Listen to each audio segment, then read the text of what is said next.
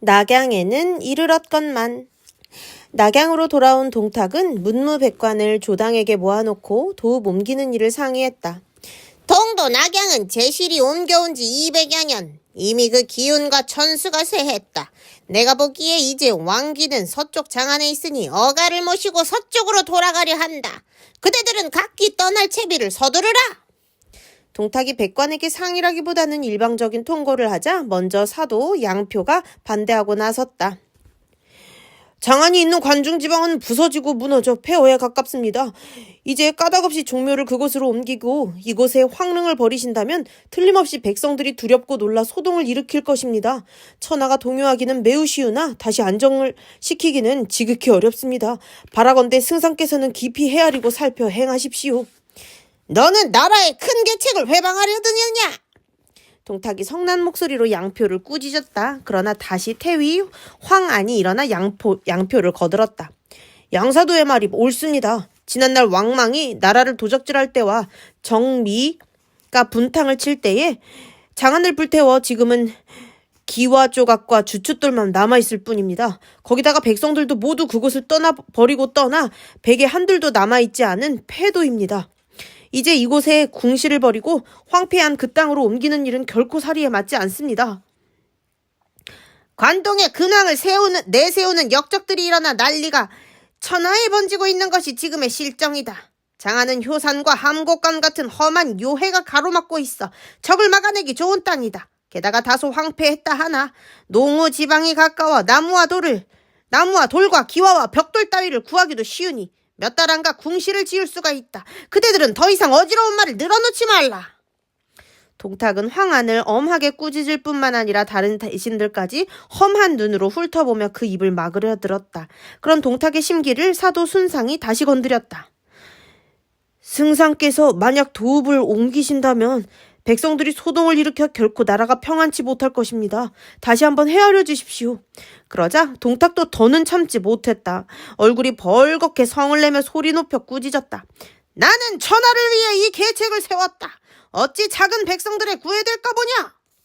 그러고는 양표, 황안, 순상 등을 그날로 벼슬에서 내쫓아 서민으로 만들었다. 동탁이 그토록 엄하게 천도를 강행하려 드니 가뜩이나 사람다운 사람이 없는 조정이라 더 반대할 사람이 남아있지 않았다. 모두가 말없이 동탁이 정한 대로 따를 뿐이었다. 그런데 겨우 도읍 옮기는 일을 아퀴지은 동탁이 조당을 나와 수레로 오르려고 할 때였다. 젊은 벼슬아치 둘이 수레를 향해 손을 모으고 서 있는 게 보였다. 상서 주비와 성문교위 오경이었다. 전날 원소가 동탁에게 항거하여 낙양을 떠났을 때 원소에게 태수자리를 주어 달래라고 진언한 사람들이었다. 평소에는 그 재주와 학식을 아껴 두텁게 대하던 동탁이었으나 원소가 주동이 돼 근황병을 일으킨 뒤에는 둘을 은근히 미워하기 시작했다. 그런데다 이제 그 원소가 이끄는 제후들에게 쫓기어 도읍까지 옮기게 되자 더욱 심사가 틀어졌다. 무슨 일이 있는가? 수레를 멈추고 묻는 동탁의 어조는 이미 역정이 배어 있었다. 하지만 자기 생각에 젖어 남의 기분을 헤아리지 못하는 게 또한 재주 있고 학식 많은 이들의 단점이다. 오경과 주비도 그와 같아서 동탁의 마음속은 헤아려보지도 않고 제 생각만 드러내기에 바빴다. 승상께서 도읍을 옮기시려 한다기에 그 그릇됨을 간하고자 왔습니다.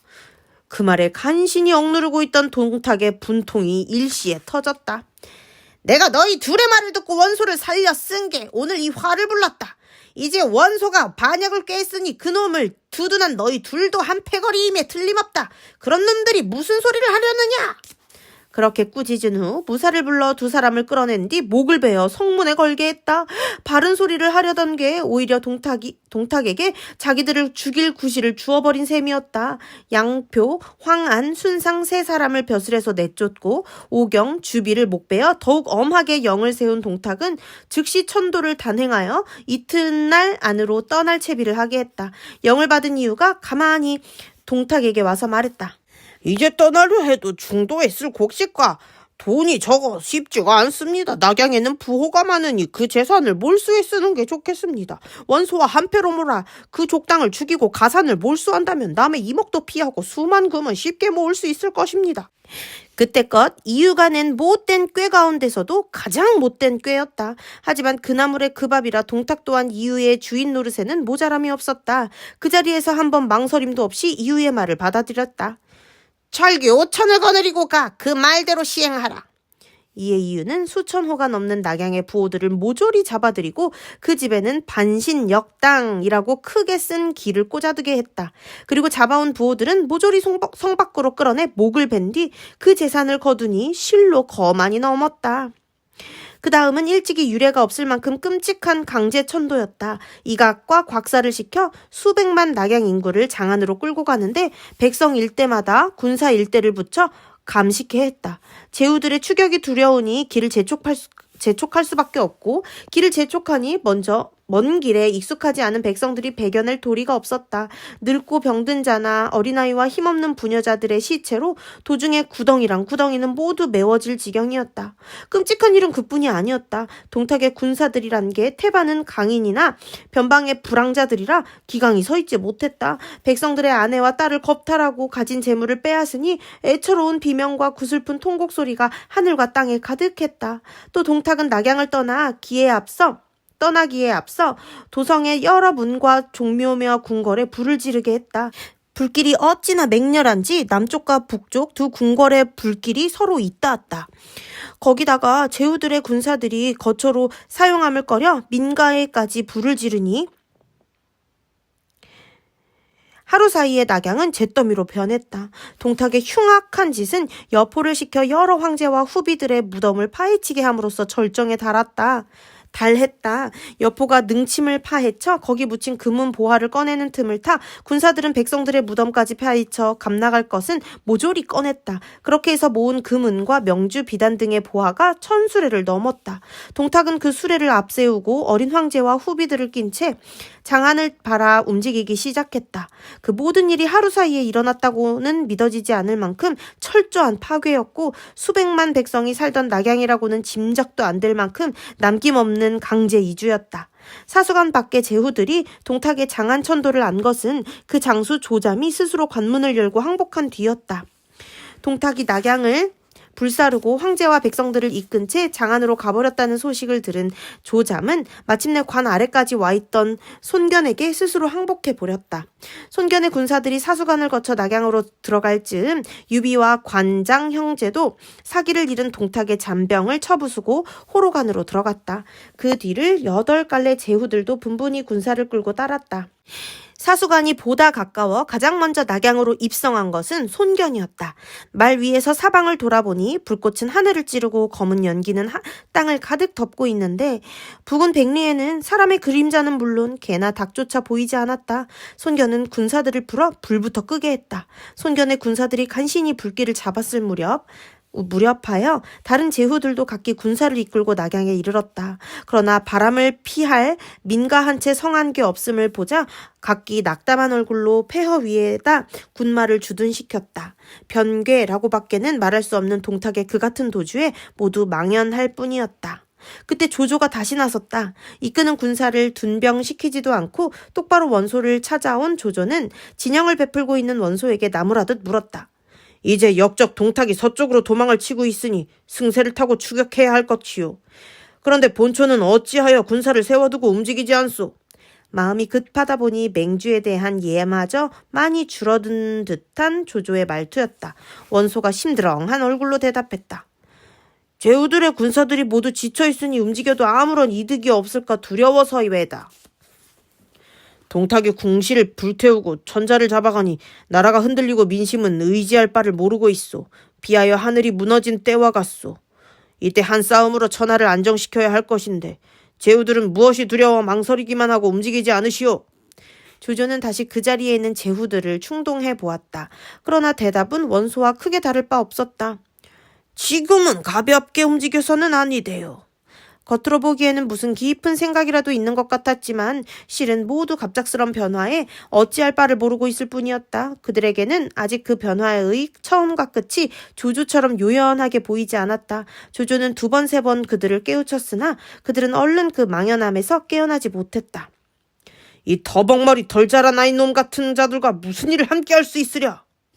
마침내 분통이 터진 조조는 그렇게 분연히 외치며 자리를 박차고 나왔다. 그리고 제후들의 도움 없이 홀로 동탁을 추격하기로 결심했다. 조조는 자기가 이끌고 온 군사 만여 명과 하후돈, 하후연, 조홍, 조인 등의 장수들을 이끌고 그 밤으로 동탁을 뒤쫓았다. 군사가 모자라는 줄은 알지만 눈앞에 있는 호기를 놓칠 수 없어 무리를 한 셈이었다. 때를 살필 줄 아는 조조의 예리한 안목과 기민한 대응력을 잘 보여주는 행동이었으나 결과는 뜻같지 못했다. 그 무렵 동탁은 형량에 이르렀다. 태수 서영이 나와 동탁을 맞으니 백성들과 황제의 행군도 잠시 멎었다. 그때 다시 이유가 동탁에게 한 계교를 올렸다. 숭상께서 낙양을 버리고 오셨으니 반드시 추격해오는 군사들이 있을 것입니다. 마땅히 방비책이 있어야 합니다. 서영을 보내 형양성 밖 산기슭에 매복시켰다가 만약 추격해오는 군사가 있으면 그대로 지나가게 하십시오. 그 다음 따로 군사를 빼내 적을 맞아 싸우고 서영이 그 뒤를 끊는다면 크게 이길 수 있습니다. 적병으로 하여금 다시는 감히 뒤쫓을 엄두가 나지 않게 하는 좋은 계책이 될 것입니다. 동탁 또한 전장에서 늙은 몸이라 이유의 말을 이내 알아들었다. 먼저 서영을 보내 형양성 밖에 매복시키고 다시 여포를 불러 정병을 이끌고 뒤쫓는 군사를 맡게 했다. 명을 받은 여포가 정병 3만을 이끌고 동탁의 행렬로부터 뒤처져서 가고 있는데 과연 조조의 군사들이 뒤쫓아왔다. 이유가 헤아린 바를 넘지 못하는 것이더리로구나. 하하하. 여포가 크게 웃으며 중얼거렸다. 그리고 싸울 채비를 갖춰 기다리는데 조조가 말을 달려나오며 큰 소리로 꾸짖었다. 역정놈아! 천자와 백성들을 끌고 어디로 달아나려 하느냐? 목소리는 씩씩했으나 여포에게는 조조가 안중에도 없었다. 가소롭다는 듯 오히려 조조를 꾸짖었다. 주인을 저버린 겁쟁이놈아! 무슨 망언이 그렇게 심하냐? 그러자 조조 곁에서 하후돈이 창을 들고 말을 달려나와 똑바로 여포에게 달려들었다. 하후돈의 무에 또한 전륜하여 여포와 한바탕 싸움이 멋지게 어우러졌다. 그러나 그 끝을 보기도 전에 여포군의 왼편에서 이각이 한때의 군마를 이끌고 조조의 군사를 협공해왔다. 조조는 하후연을 보내 이각을 막게 했다. 그때 다시 오른편에서 함성이 일며 곽사가 이끄는 군마가 덮쳐왔다. 조조는 급히 조인을 보내 곽사를 맞게 했다. 한동안 세 갈래의 군마가 어울려 어지러운 싸움을 벌였다. 하지만 워낙 조조의 군사가 적었다. 거기다가 마침내 여포를 감당해내지 못한 하후돈이 말머리를 돌려 도망치고 그 뒤를 여포가 따르며 짓밟으니 조조의 군사는 걷잡을 수 없이 무너지기 시작했다. 이미 대세가 기운 것을 안 조조는 급하게 퇴군하라는 영을 내리고 말머리를 돌려 달아났다. 조조가 형양에 이른 것은 이경 무렵이었다. 어떤 험한 산기슭의 말을 멈추고 흩어진 군사들을 모아보았다. 태반이 꺾여 있었다. 여기서 잠시 쉬고 간다. 시양조를 시켜 군사들을 먹이도록 하라. 조조는 그렇게 영을 내렸다. 하루 종일 쫓기느라 지치고 허기진 조조의 군사들이었다. 명이 떨어지기 바쁘게 아궁이를 세우고 솥을 걸었다. 그런 그들을 비추는 차가운 겨울 달빛이 한층 처량하게 느껴졌다. 그런데 막 솥을 걸고 불을 지피기 시작할 무렵이었다. 갑자기 사방에서 함성이 오르며 미리 와 숨어있던 형양태수 서영의 군사들이 쏟아져 나왔다. 잠시 피로한 몸을 쉬고 있던 조조는 그 갑작스런 적의 내습에 놀랐다. 한편 여포에게 호되게 당한 뒤라 더욱 황망하게 된지도 모를 일이었다. 군사를 수습해 어떻게 대항해 볼 엄두도 못 내고 급히 말에 올라 달아날 길을 찾기에 바빴다.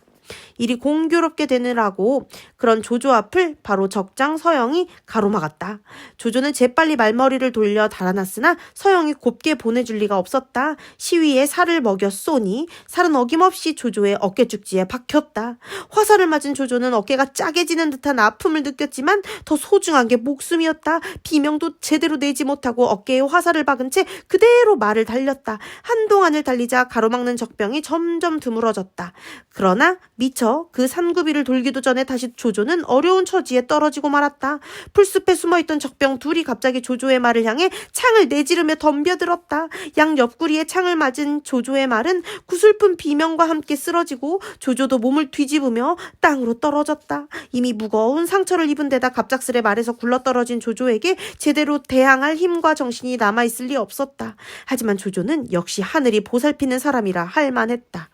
이름 없는 졸개들에게 사로잡히는 욕을 당하게 될 즈음 한창수가 달려오더니 칼을 휘둘러 그 두 적병을 베어버렸다. 그리고 황급히 말에서 뛰어내려 거의 제정신이 아닌 조조를 부축했다. 죽을 구덩이에서 빠져나온 조조가 정신을 차려 바라보니 바로 사촌 아우인 조홍이었다. 하지만 그 사이 뒤쫓던 적병이 바짝 가까워져 있었다. 한 고비는 무사히 넘겼다. 하나 끝내 벗어날 수 있을 것 같지가 않았다. 그 바람에 마음이 약해진 조조가 처량한 음성으로 조홍에게 권했다. 내가 헤아림이 모자라 이 지경에 빠졌구나. 나는 여기서 이렇게 죽으려니와 너는 어서 달아나서 뒷날을 도모하라. 형님 급합니다. 어서 말 위에 오르십시오. 저는 달려서 뒤따르겠습니다. 조홍이 펄쩍 뛰며 조조를 재촉했다. 그러나 조조는 고개를 가로저으며 다시 권했다. 적병이 뒤쫓아오는데 어떻게 하려고 그러느냐. 나는 틀렸다. 너라도 살아 이곳을 빠져나가거라. 어릴 적부터 사촌형인 조조를 우러르고 따라온 조홍이었다. 손견을 대신에 죽은 조무보다 정이나 의리가 더하면 더했지 덜할 리 없는 그가 조조의 그 말을 어찌 따르겠는가. 조조를 들어올리듯 말 위로 부축해 올리며 분연히 소리쳤다. 천하를 위해 이 홍은 없어도 되지만 형님이 없어서는 결코 안 됩니다. 반드시 목숨을 보증하시어 크신 뜻을 세상에 널리 펴셔야 합니다. 조조도 조홍이 그렇게 말하자 더는 사양하지 않았다. 알겠다. 만약 내가 여기서 목숨을 건진다면 그건 모두가 너의 힘이다. 그 말과 함께 조조는 무거운 몸을 말등에 실었다. 조홍은 투구와 갑옷을 벗어던져 몸을 가볍게 한 뒤 칼을 빼들고 조조의 말을 따라 달렸다. 그렇게 달려 사경쯤 되었을 때였다. 급한 추격은 벗어났다 싶었지만 돌연 한 줄기 큰 강이 앞을 가로막았다. 얼음이 두껍지 못해 그냥 건널 수도 없고 그렇다고 헤엄을 쳐 건널 수는 더욱 없었다. 아무래도 하늘이 나를 버리시는구나. 무슨 수로 살기를 바라겠는가. 어느새 가까워오는 적벽의 함성을 들으며 조조가 다시 약한 소리를 했다. 그게 무슨 말씀이십니까? 다행히 물이 깊지 않은 듯하니 제가 업고 건너보겠습니다. 조홍이 꿋꿋한 목소리로 대답하며 조조를 말 위에서 부축해 내렸다. 그리고 조조의 갑옷을 벗긴 뒤 등에 업고 얼지 않은 여우를 찾아 건너기 시작했다. 뼛속까지 시릴 만큼 찬물이었지만 조홍의 말대로 깊이는 한 길을 넘지 않았다. 조조를 업은 조홍이 가까스로 강을 건넜을 무렵 적병이 건너편 언덕에 이르렀다. 그러나 감히 찬물 속으로 뛰어들지는 못하고 강둑에서 어지러이 화살만 날렸다. 그들 종형제는 그 화살비와 함성에 놀라 젖은 몸을 돌볼 틈도 없이 달리기 시작했다. 그렇게 날이 밝도록 달리고도 다시 30여리를 더 달린 뒤였다. 작은 언덕 밑에 이르러 잠깐 숨을 돌리려는데 갑자기 함성이 일어나며 한때의 군마가 달려들었다. 서영이 강을 상류로 건너 뒤따라온 것이었다. 이젠 정말로 끝이구나. 조조는 온몸에서 힘이 빠지며 달아날 마음도 먹지 못하고 스르륵 주저앉았다. 조홍이 칼을 뽑아 들고 막아섰지만 적병의 수가 너무 많았다. 그 위태롭게 그지없는 순간에 나타나 다시 조조를 구한 것이 하후돈과 하후연 형제였다. 서영은 우리 주인을 다치지 말라. 둘은 목소리를 합쳐 그렇게 외치며 수십 기를 이끌고 나는 듯 달려왔다. 승세를 탄 끝이라 서영이 겁도 없이 하후돈을 향해 마주쳐갔다. 하지만 일찍이 패국을 떨쳐 올린 하후돈의 창솜씨를 당할 재간은 없었다. 몇 번 말이 엇갈리기도 전에 하후돈의 창에 찔려 말 아래로 떨어졌다. 하후돈이 그 기세를 몰아 서영의 졸개들을 짓밟고 그 뒤를 하후연과 수십 기가 뒤따르니 기세 좋던 적병은 순식간에 흩어지고 말았다. 그때 다시 조인과 이전이 각기 약간의 군사를 수습해 그곳에 이르렀다. 간신히 목숨을 건졌으나 조조의 심경은 실로 착잡하였다.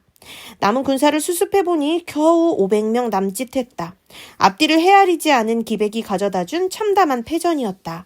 어쩌면 뒷날 조조에게서 보이는 조심성은 그 패전의 뼈저린 교훈에서 얻어진 것인지도 모를 일이었다. 내가 혈기에 치우쳐 살핌이 부족했다. 죄 없는 장졸만 죽였구나. 조조는 그렇게 탄식하며 하내로 돌아갔다. 다른 제후들이 힘을 합쳐 뒤만 든든히 받쳐주어도 그 같은 참패는 면할 수 있었으리란 데서 온 노여움과 이래 앞뒤를 헤아리지 못하는 그들의 안목에 느낀 실망 때문에 그 제후들이 모여있는 낙양은 쳐다보기도 싫었다.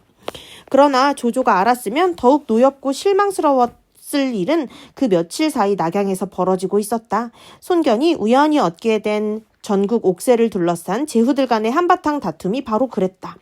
각기 이끌고 온 대로 군사를 나누어 낙양에 머무르고 있는 제후들 가운데 손견은 유독 성 안에 둔병하고 있었다. 궁궐에 불을 끈 뒤 건장전터에 군막을 친 까닭이었다. 그러나 망연에 있는 다른 제후들과는 달리 손견은 제법 그럴듯한 정치적 식견을 보여주었다. 손견은 먼저 군사들을 시켜 궁궐의 기와 조각이며 무너진 돌담을 치우게 하고 동탁이 파헤친 능침을 모두 원래대로 덮게 했다. 그리고 태묘가 있던 터에 초옥이나마 세간의 전을 마련한 뒤 역대 황제의 신위를 모시고 여러 제후들을 청하여 태례로 제사를 올렸다. 동탁의 흉포한 짓을 막지 못한 불충을 사죄하는 것으로 그들이 의병을 일으킨 명분을 세상에 다시 한번 널리 알린 것이었다. 그 제사가 끝난 뒤였다. 청함을 받고 왔던 제후들도 모두 돌아가고 손견도 자기의 군막으로 돌아왔으나 착잡한 감회에다 마침 달까지 밝아 잠을 이룰 수 없었다. 이에 손견은 검을 찬 채 밖으로 나와 천문을 살폈다. 가만히 올려다보니 제시를 상징하는 자미원 부근에 흰 기운이 가득하였다. 재성이 밝지 못하니 역적이 나라를 어지럽히고 백성이 도탄에 빠졌구나. 번성하던 옛 낙양은 어디 가고 이렇게 텅 빈 배도만 남았는가. 손견은 그렇게 탄식하며 자신도 모르게 눈물을 지었다. 가슴 깊은 곳에서 이미 불붙기 시작한 야망과는 달리 일찍이 자신이 충성을 맹세했던 한 왕조의 몰락에 대한 순수한 감회였다. 그때 곁에서 호위하던 군사 하나가 한 곳을 가리키며 말했다. 건장전 남쪽 우물 위를 보십시오. 오색의 서기가 뻗어나오고 있습니다. 손견이 보니 과연 그랬다. 이에 손견은 군사들을 불러 횃불을 밝히게 한 뒤 우물 안을 살펴보게 했다. 우물 안으로 내려간 사졸은 얼마 뒤 한 부인의 시체를 건져 올렸다. 죽은 지 여러 날이 된 것 같았으나 조금도 썩지 않은 시체였다. 궁복을 입은 것으로 보아 궁녀 같았는데 이상한 것은 목에 비단 주머니 하나를 걸고 있는 일이었다. 그걸 끌어보아라. 이상하게 여긴 손견이 다시 곁에 선 군사에게 영을 내렸다. 끌어보니 비단 주머니 안에서 붉고 작은 갑이 나오는데 금으로 된 자물쇠가 채워져 있었다. 더욱 기이하게 여긴 손견은 이번에는 손수 그 자물쇠를 열었다. 놀랍게도 그 안에서 나온 것은 옥새인 듯 싶은 도장이었다. 둘레가 네치에 윗부분에는 5마리의 용을 아로 새겼고 떨어진 모퉁이는 금으로 떼어놓은 것으로 인면에는 수명어천 명을 하늘로부터 받았으니 기수영창 오래가고 길이 번창하리라 라는 8자가 전서로 새겨져 있었다. 이게 무엇인 줄 알겠소? 손견도 대강 짐작은 갔지만 그래도 미심쩍어 정보에게 물었다. 손견이 거느린 세 장수 가운데서는 가장 학식이 많은 정보가 한참 그 옥새를 들여다보다가 떨리는 목소리로 대답했다. 주공, 이건 틀림없이 나라에서 나라로 이어온 옥새올시다. 이걸 새긴 옥은 옛적 변화가 성산 아래서 얻은 것입니다. 봉황이 돌 위에 깃들이는 걸 보고 그 돌을 드러내 초예 문왕에게 올렸던 바. 문왕이 그 돌을 깨뜨리니 안에서 커다란 옥이 나왔습니다. 이른바 화씨의 옥이란 것이지요. 진 26년 초를 멸망시키고 이 옥을 얻은 시황제는 옥공으로 하여금 도장을 깎게 하고 재상 이사에게 지금 쓰인 8자를 전서로 쓰게 해서 처음 옥새로 사용하게 됐습니다. 그런데 이태 뒤인 진 28년 시황제가 동정호를 순시하다가 갑자기 풍랑이 크게 일어 배가 뒤집히려 하자 급히 이 옥새를 물에 던져 물결을 가라앉게 한 적이 있습니다. 천자의 위엄으로 호수의 귀신을 억누른 것이라 여겨 모두 신기해했습니다. 그리고 다시 10년이 지난 뒤였습니다. 진시황이 화음 지방을 순시할 때였는데 한 사람이 종자들과 함께 길을 막고 이 옥새를 바치면서 말했습니다. 이 물건을 조룡에게 돌려드리고자 합니다. 그리고 말이 끝나기 무섭게 사라져버리니 사람들은 또한 신기한 일이라 여겼습니다. 그러나 진시황은 조룡이 황제인 자신을 뜻하는 것이라 해석하고 그 옥새를 거두어드렸습니다. 이듬해 시황제가 죽자 천하는 크게 어지러워졌습니다. 그러다가 우리 고조께서 천하를 얻게 되시자 시황제의 아들 영이 이 옥새를 고조께 바쳤습니다. 이후 전한 평제 때까지 이 옥새는 한실의 위엄을 대신했습니다. 하지만 역적 왕망이 일어 평제를 죽이고 신을 세울 무렵 또 한 차례 회오리가 일었습니다. 옥새를 내주던 효원 황태우가 왕망의 손발인 소헌과 왕심을 이 옥새로 내리쳐 한 모퉁이가 깨어지고 말았던 것입니다. 이제 금으로 떼운 부분이 바로 그것입니다. 다행히 왕망의 찬역은 오래가지 못하고 후안의 광무제께서 천하를 평정하심에 옥새는 다시 한실로 돌아왔습니다. 광무제께서 의양 땅에서 이 옥새를 얻으신 이래 대를 이어 열성케 전해온 것입니다. 그런데 근년에 듣기로 십상시에 난 때 이 보물을 잃었다는 말이 돌았습니다. 어린 소재를 끌고 북망산으로 도망치는 와중에서 없어져 버렸다는 소문이었습니다. 이제 그 옥새가 주공의 손에 들어온 것으로 보아 이는 틀림없이 하늘이 주신 것입니다. 한해 운세가 다했으니 주공께서 구호의 자리로 나가시란 뜻으로 여겨집니다. 구호는 황제를 나타내는 수입니다. 그렇다면 이곳은 결코 오래 있을 땅이 못 됩니다. 제후들은 겉으로는 충의를 내걸고 있으나 속으로는 각기 딴 마음을 품고 있는 자들이니 주공께서 옥새를 얻으신 줄 알면 힘을 합쳐 빼앗으려 들 게 분명합니다. 속히 강동으로 돌아가시어 따로 큰 일을 도모하시는 편이 옳을 것입니다. 이미 오래전부터 제 주인의 가슴속에 은밀히 불타고 있는 야심을 알고 있는 정보는 거리낌 없이 그렇게 권했다. 다름 아닌 정보의 말이고 보니 손견도 더는 속마음을 감추려 들지 않았다. 얼마 전에 순수한 감회는 깨끗이 잊고 치솟는 야망에 떨리는 목소리로 정보의 말을 받아들였다. 그대의 말이 꼭 내 뜻에 맞소. 날이 밝는 대로 병을 핑계하고 이곳을 떠나도록 하겠소. 그런 다음 그 자리에 있던 군사들을 엄하게 단속하여 옥새를 얻은 일이 다른 제후들의 귀에 들어가지 않도록 했다. 어떻게 보면 동탁보다도 먼저 딴 뜻을 드러낸 셈이었고 뒷날 천하를 다투게 될 군웅들 가운데서도 가장 앞서 찬역의 기치를 올렸다 할 수 있었다. 하지만 그것은 손견 개인의 성격보다는 출신이나 배경과 연관이 깊다. 원소는 대를 이은 명문의 자제였고 조조 역시 비록 황문이라 할지라도 대대로 두터운 한해 녹봉을 받아온 집안의 후예였다. 유비처럼 한해 종실이란 끈에 묶인 이도 있고 공손찬이나 유표처럼 유가적인 충성의 가르침에 얽매인 이도 있었으나 손견에게는 그런 충성의 굴레가 없었다. 그의 벼슬이라 했자 스스로 쟁취한 것이나 다름없었고 조상을 거슬러 보아도 특별히 한실로부터 충성을 요구당할 만큼 은덕을 입은 일도 없었던 것이다. 그런데 손견이 옥새를 얻은 경위를 지켜본 군사들 가운데 원소와 같은 고향 사람이 하나 있었다. 손견의 엄명에도 불구하고 그 일을 기화로 자신을 높이고 싶었다. 어둠을 틈타 손견의 진체를 빠져나온 뒤 똑바로 원소의 군막을 찾았다. 손견의 군사 하나가 한밤중에 자기를 찾아와 뵙기를 청한다는 말을 듣자 원소는 문득 이상한 생각이 들었다. 하찮은 졸개임을 꺼리지 않고 자기의 군막으로 들이도록 했다. 너는 손문대의 수하로서 이 깊은 밤에 어찌 나를 찾았느냐? 그 군사가 불려오자 원소가 은근하게 물었다. 같은 고향 사람으로서 맹주께 긴히 여쭐 말씀이 있어 이렇게 감히 찾아뵈었습니다. 날이 밝은 뒤 손문대를 통해서는 안 될 말이냐? 그렇습니다. 바로 손장군에게 관계된 일인즉 그랬다가 제 목숨이 남아나지 못합니다. 그제서야 원소가 약간 긴장한 얼굴로 물었다. 무슨 일이 그토록 엄중하냐? 실은 손장군께서 조금 전 전국 옥새를 얻으셨습니다. 뭐? 옥새를?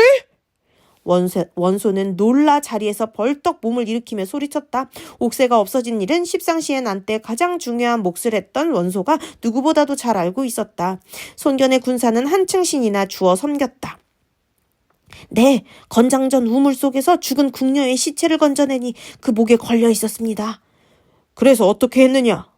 손장군께서는 그 옥새를 깊이 감추시고 저희들에게는 만약 그 일을 입 밖에 내면 목을 베리라 엄포를 놓았습니다.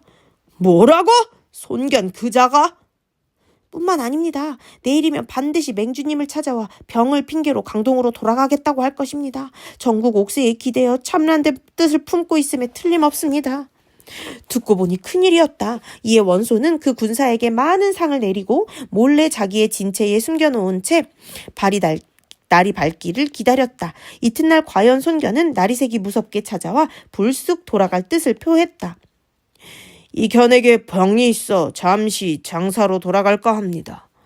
병을 다스린 뒤에 다시 돌아와 근왕의 대의를 받들기로 하고 이제 특히 맹주인 공께 작별을 구하러 왔습니다. 그렇게 보아서 그런지 평소에 당당하던 목소리가 이상하게 떨리는 듯했다. 원소가 핑긋이 웃으며 그런 손견의 말을 받았다. 내가 알기로 공의 병은 옥새를 얻어서 생긴 것이요. 그렇지 않소? 그 말에 손견은 일시 안색까지 변했다. 그러나 이내 시치미를 떼며 되물었다. 도무지 알아듣지 못할 말씀이십니다. 그 말을 어디서 들으셨습니까? 지금 군사를 일으켜 역적을 치는 것은 나라를 위해 해로운 것들을 없애고자 함이 아니오? 그런데 공은 어찌 사사로이 딴 뜻을 품으시오?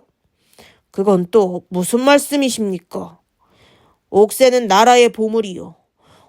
공이 그 옥새를 얻었으면 마땅히 여러 제후에게 보인 뒤 맹주인 내게 맡겨야 할 것이요.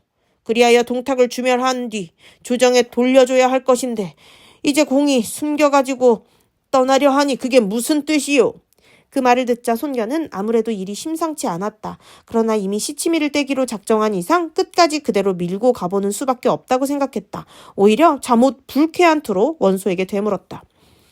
그거야 그렇습니다만 실로 알 수 없는 노릇입니다. 어째서 그 옥새가 제게 있단 말씀입니까? 그럼 건장전 우물에서 꺼낸 그 물건은 지금 어디에 있어?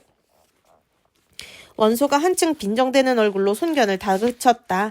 그의 비례해서 손견의 부인도 더욱 완강해졌다. 모르는 일이요. 본래 내게 없는 것을 어찌 이렇게 억지로 내놓으라 하시오. 말투까지 거칠게 나왔다. 그러자 원소의 얼굴에서 웃음기가 사라지고 대신 녹이 띤 목소리로 을러댔다. 닥치시오! 빨리 내놓는다면 스스로 화를 만드는 일은 면할 것이오. 그러자 손견은 하늘을 가리켜 맹세하며 소리쳤다. 내가 만약 그 보물을 얻었고 또 사사로이 그걸 감추고 있다면 다른 날 제 명예 곱게 죽지 못하고 칼과 화살 아래 목숨을 잃을 것이오. 손견이 그렇게까지 나오자 아직도 자세한 내막을 모르는 제후들은 절로 손견의 편이 되었다. 오히려 원소를 말려 두 사람의 다툼을 끝내려 들었다. 손문대가 저렇게까지 맹세하니 틀림없이 그 물건을 가지고 있지 않은 듯합니다. 맹주께서 잘못하신 것이나 아닌지 모르겠습니다. 그렇다면 내 증거를 여러분께 보여드리겠소. 원소는 제후들에게 그렇게 말한 뒤 좌우를 시켜 간밤에 그 군사를 불러오게 했다. 이 사람을 보시오. 우물에서 옥새를 건져낼 때 이 사람이 있었소 없었소? 손견이 보니 지난밤 건장전 우물에서 궁녀의 시체를 건져낼 때 함께 있었던 자기의 군사였다. 그러나 당황함에 앞서 노기부터 치솟았다. 이놈이 헛소리로 맹주 하나를 이간시키려 드는구나. 주인을 저버리고 도망간 죄만도 큰데 이제 제후들 사이를 이간시키려고까지 했으니 어찌 살기를 바라는 놈이겠느냐. 손견은 그렇게 꾸짖은 다음 칼을 뽑아 그 군사를 죽이려 했다. 그걸 가만히 보고 있을 원소가 아니었다. 참고 있던 노기를 터뜨리며 마찬가지로 칼을 뽑아 손견을 막 가로막고 소리쳤다. 네가 이 사람을 죽이려고 드는 것은 바로 그렇게 입을 막아 나를 속이려는 수작이다. 굳이 이 군조를 베려면 내 검부터 꺾고 가거라. 이때는 원소의 상장인 안량과 문추가 당도한 뒤였다. 주인이 노하여 칼을 뽑는 걸 보자 그들도 각기 칼을 빼들고 원소를 감싸며 손견을 노려보았다. 그것을 본 정보와 황계, 한당 등 손견의 장수들도 가만히 있지 않았다. 마찬가지로 각기 칼을 빼들며 손견의 좌우로 몰려왔다. 자칫하면 동탁을 치기에 앞서 집안 싸움부터 먼저 치를 판이었다. 기주의 용장들과 강동의 맹장들이 칼을 맞겨루고 있으니 어느 쪽이 이길지 실로 짐작조차 어려웠다. 영문도 모르고 그들의 다툼을 보고 있던 제후들은 크게 놀랐다. 어느 편이 이기든 자기들로서는 큰 손실이요. 가만히 있는 동탁만 이롭게 할 뿐이라는 생각이 들자 더는 그대로 보고 있을 수만은 없었다. 일제히 싸움 가운데 뛰어들어 말리는데 우선은 손견더러 자기의 진체로 돌아가기를 권했다. 아직 자기들이 본 것만으로는 어느 쪽의 말이 옳은지 알 수가 없어 쉬운 대로 두 사람을 떼놓는다는 게 그렇게 된 것이었다. 제후들이 나서서 말리자 손견은 은근히 반가웠으나 더욱 성난 기색을 짓고 한동안을 버티다가 마침내 마지못한 듯 말 위에 올랐다. 그리고 자신의 진체로 돌아오기 무섭게 명을 내렸다. 모두 진체를 뜯고 강동으로 돌아갈 채비를 하라. 명을 받은 손견의 군사들은 지체 없이 진체를 뜯었다. 손견은 그들을 이끌고 그날로 낙양을 떠나 자기의 근거지인 강동으로 향했다. 그 기세가 얼마나 흉흉한지 가까운 곳에 진체를 벌이고 있던 제후들도 말릴 엄두조차 내지 못했다. 한편 손견이 군사들을 이끌고 자기의 근거지로 돌아가 버렸다는 말을 듣자 원소는 크게 노했다. 손견에게 옥새를 주어 보내서는 안 된다는 생각에 급히 사람을 뽑아 형주자사 유표에게 한 통의 글을 보냈다. 지금 강동의 손견이 참남된 뜻을 품고 전국 옥새를 감추어 제 근거지로 돌아가고 있소이다. 공께서는 그 길목을 막으시어 반드시 나라의 막중한 보물을 되찾도록 하십시오. 동탁을 쫓아간 조조가 형량에서 싸워 크게 졌다는 소식이 원소에게 전해진 것은 바로 손견이 떠난 다음 날이었다. 그가 옥새를 가진 줄 뻔히 알면서도 손견을 놓아 보낸 일로 심사가 한껏 뒤틀려 있던 원소였으나 역시 맹주로서 할 일은 잊지 않았다. 노여워서이건 부끄러워서이건 조조가 낙양으로 돌아오지 않고 멀리 한해에 둔병한 것을 알자 그 사람을 보내 조조를 자신의 진채로 청해드렸다. 조조가 마지못해 가서 보니 원소는 제후들과 함께 크게 술자리를 마련해놓고 기다리고 있었다. 소년 시절부터의 정분 때문인지 아니면 충분히 뒤를 밀어주지 못해 조조의 패배를 더욱 참담하게 만든 데 대한 맹주로서의 책임 때문인지 조조가 당도한 뒤에도 위로하는 태도가 잠옷 은근했다. 다른 제후들도 어딘가 무안해하는 기색이 엿보였다. 그 때문에 조조는 오히려 격양되었다. 몇 순배 술이 돌자 일어나 큰 소리로 개탄했다. 내가 처음 대의로 일어나 나라를 위해 역적 동탁을 없애고자 할 때 여기 계신 공들 또한 의를 짚어 호응해 오셨소이다. 그동안 우리는 어려운 싸움을 겪었으나 마침내 낙양에 이르렀소. 그런데 뜻밖에도 동탁은 천자를 끼고 장안으로 달아났지만 그 도적을 잡을 길이 전혀 없는 것은 아니었소이다. 처음 이 조조의 뜻은 이러하였소. 먼저 맹주인 원본 쪽께서는 한 해에 여러 군사들을 이끌고 맹진과 산조 땅에 머무르시어 역적 동탁이 있는 장안의 동쪽 날개죽지를 자르는 것이요. 그 밖에 나머지 제후들도 그 근거지를 따라 한 곳을 맞대 성과 땅을 굳게 지키고 오창산에 근거를 마련한 뒤 환원과 대욕 두 관을 막아 그 험한 요지를 제압해야 할 것이요. 그 다음은 원공로가 남양에 군사를 이끌고 단절 땅을 거쳐 무관으로 들어가는 것이요. 그렇게 되면 장안은 사방에서 외로워지고 장안 동쪽을 지키는 경조윤과 장릉, 북쪽을 지키는 좌풍이과 위성, 서쪽을 지키는 우부풍 등 삼보가 아울러 놀라 떨게 될 것이외다. 그러나 우리는 각기 호를 깊이 파고 보루를 높게 할 뿐 굳이 적과 싸울 필요가 없소. 거짓으로 나날이 군사가 느는 것처럼 보이게 하여 천하의 형세가 우리를 따르고 역적을 주살하려는 쪽으로 기운 듯 꾸미면 모든 일은 절로 이루어진다 생각했소. 그런데 이제 이곳을 지체하여 나아가지 않음으로써 천하의 여망을 크게 잃고 있으니 어찌 한탄할 일이 아니겠소. 이 조조 실로 부끄러운 마음을 금치 못하겠소이다. 원소희야 모든 제후들이 곰곰이 생각해보니 그 같은 조조의 말에 한치의 그릇됨도 없었다. 그러나 또한 조조가 작은 군사를 이끌고 갔다가 얘기만 꺾이고 강동의 호랑이 송견마저 떠나버린 그 마당에서는 이미 소용없게 된 계책이었다. 다시 힘을 모은 데짜 이미 충분한 시간을 번 동탁이 가만히 앉아 당하고 있을 리 만무하였다. 이에 아무도 조조의 말에 응대하지 못하고 어색한 가운데 술자리는 끝나고 말았다. 그러나 그런 말을 한 조조의 참뜻은 지난 허물을 들춰 제후들을 원망하고자 하는 것이 아니었다. 제후들을 격동시켜 늦은 대로 다시 한번 그들을 분기시키고자 한 것이었건만 아무도 따라주지 않으니 생각을 바꾸는 도리밖에 없었다. 이 자들은 모두 딴 뜻을 품은 야심가에 무리거나 내 북소리에 놀라 달려나온 어중이 떠중이에 지나지 않는다. 이들과 무슨 큰일을 이룰 수 있을 것이랴. 조조는 그렇게 단정하고 남은 자기의 군사들을 수습해 양주로를 바라고 떠나갔다. 손견에 이어 조조까지 떠나가는 걸 보고 공손찬도 유비와 관우, 장비를 불러 말했다. 원소가 무능한 위인이라 제후들을 제대로 통화하지 못하네. 오래잖아 반드시 제후들 간에 변고가 있을 것이네. 우리들도 이만 떠나세. 그리고 진채를 뽑아 자신의 근거지인 북평으로 돌아가 버렸다. 유비 또한 눈과 귀가 있으니 반대할 까닭이 없었다. 투덜대는 관장 두 아우와 원래 이끌고 온 5천 군마를 수습해 평원현으로 되돌아갔다.